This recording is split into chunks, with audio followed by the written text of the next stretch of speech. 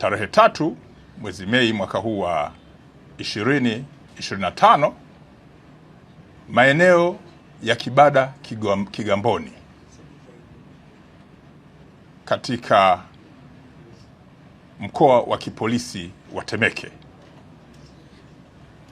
walikamatwa watu 5 na jeshi la polisi wakihusishwa na usafirishaji wa dawa za kulevya aina ya bangi gunia zipatazo 60. Dawa hizi za kulevya ambazo zilikuwa kwenye gunia zilikuwa zimepakiwa kwenye gari namba T 466 ambalo namba zake ni EDV aina ya Howo, ambalo gari hili lilikuwa na tenki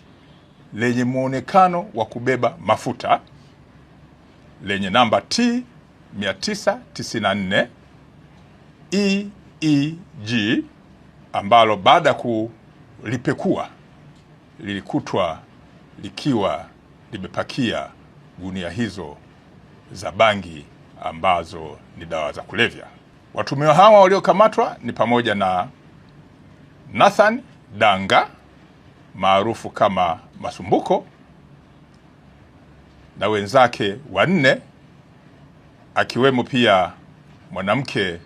aliyefahamika kwa jina la Upendo Mgonja, ambao wote kwa pamoja watafikishwa mahakamani kupitia mamlaka zingine za kisheria haraka iwezekanavyo.